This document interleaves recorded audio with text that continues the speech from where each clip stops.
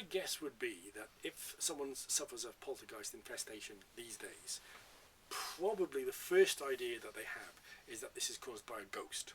And by a ghost I mean a spirit of the restless dead. You know, something that was formerly human and now exists in the afterlife and is causing trouble for humans.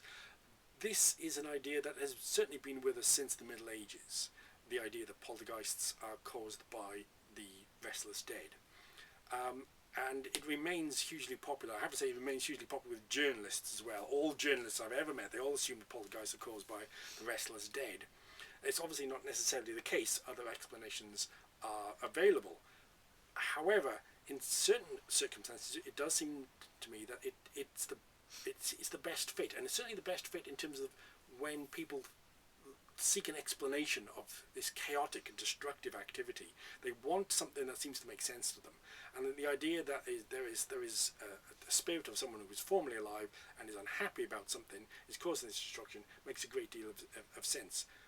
One of the odd things that I find is that in the late 20th century, we get a small number of people who are investigating these events, people with parapsychologists, people with PhDs, and they're starting to move towards the idea that perhaps what they call a discarnate entity is actually present in some poltergeist cases.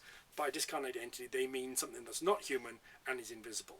And that it removes the baggage that we have with the word demon, removes the baggage that we have with the word ghost, so it doesn't necessarily imply that the discarnate entity is demonic or the restless dead, but it does suggest that there is perhaps something present there.